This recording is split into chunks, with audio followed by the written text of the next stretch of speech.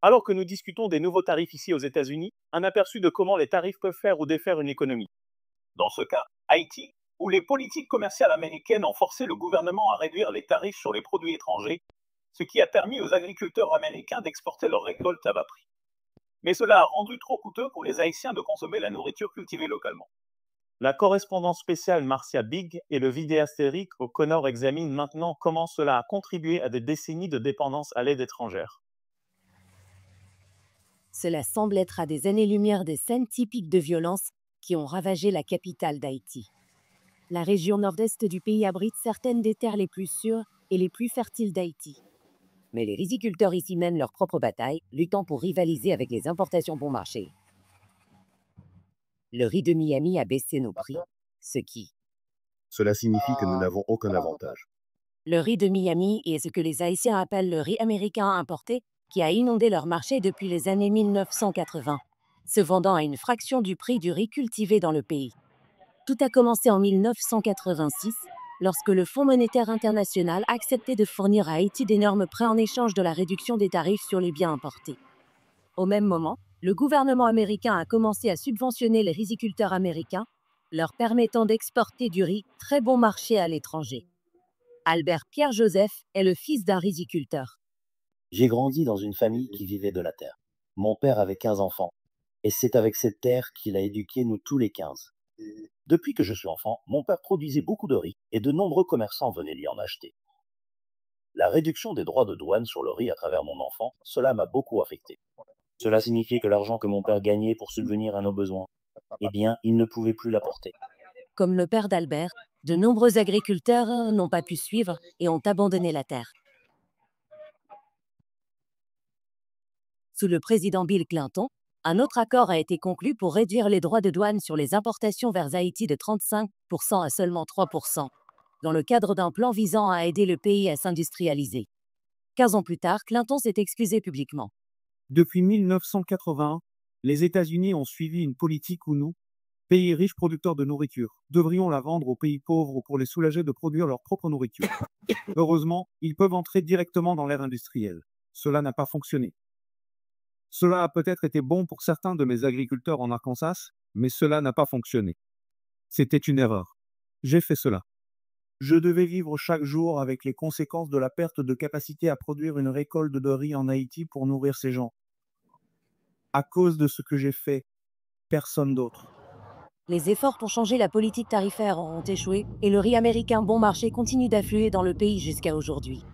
Cela a même changé les habitudes alimentaires des Haïtiens, qui mangeaient du riz 2 à 3 fois par semaine, mais en consomment maintenant tous les jours. Un détail important à considérer. Une étude récente de l'Université du Michigan a révélé qu'il y a des niveaux d'arsenic dans le riz américain qui peuvent ne pas affecter la santé en petite dose, mais pourraient entraîner un cancer et des troubles d'apprentissage lorsqu'ils sont consommés en grande quantité. Comment vous sentez-vous en sachant que vous consommez de l'arsenic? Je pense personnellement qu'aujourd'hui, il doit y avoir un grand effort fait au niveau national et international parce que nous ne pouvons pas produire assez de nourriture à donner et cette nourriture rend les gens malades.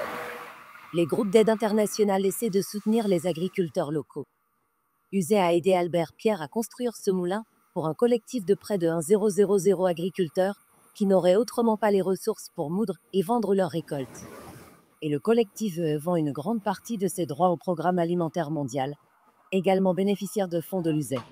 Cela fait partie de la stratégie globale du programme alimentaire mondial de s'approvisionner autant que possible localement. Et il repose de manière significative sur l'assistance en espèces et les projets de développement. Mais il reçoit également ce qu'on appelle une aide en nature, des sacs de nourriture cultivés aux États-Unis et expédiés à l'étranger. Thomas Deville est le responsable du programme d'alimentation scolaire du PAM en Haïti, qui reçoit une grande partie de son financement de l'USAID.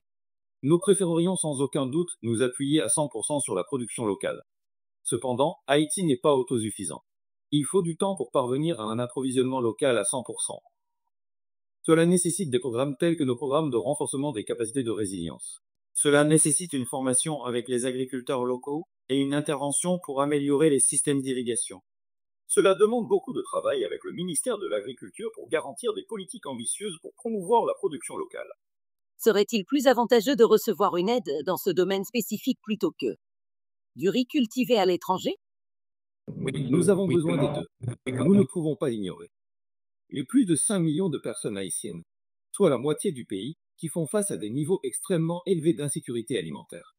Ce sont des niveaux véritablement stupéfiants.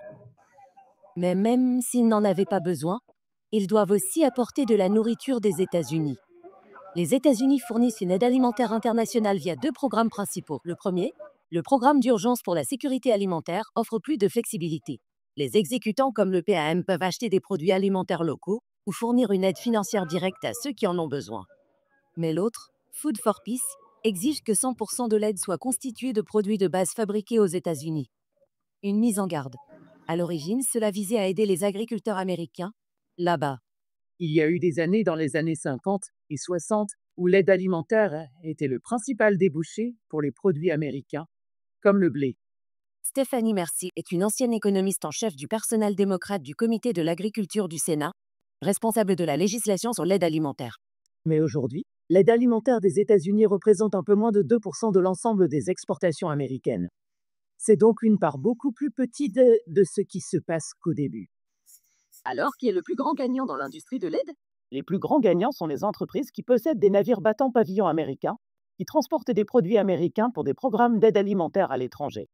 Mercier et ses collègues de l'American Enterprise Institute, un groupe de réflexion de Washington, ont étudié l'effet d'une loi des années 1950 qui exige que la moitié de toute l'aide alimentaire soit expédiée sur des navires battant pavillon américain, qui, selon elle, facturent généralement au moins 60% de plus que les transporteurs étrangers.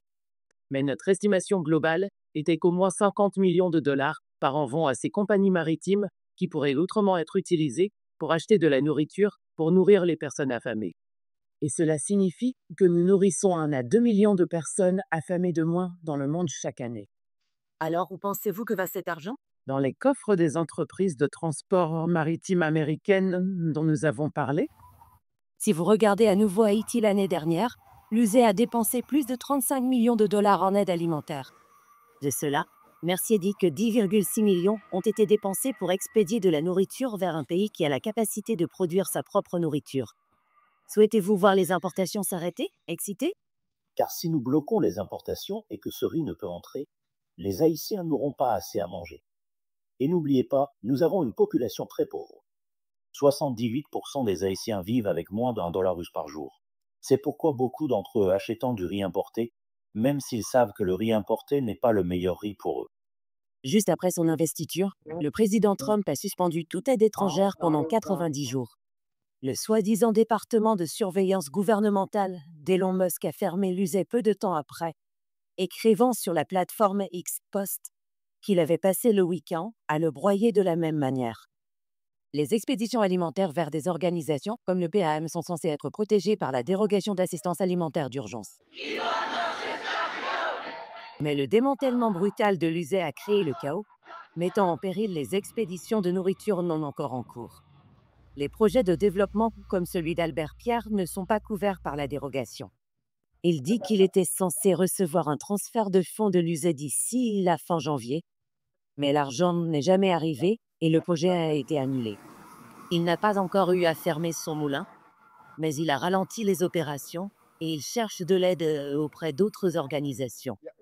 Il croit encore que rendre Haïti autonome en matière alimentaire nécessite un équilibre délicat entre l'augmentation progressive des tarifs pour que le riz américain ne soit pas bon marché, tout en investissant dans les infrastructures et en accordant des prêts aux agriculteurs locaux.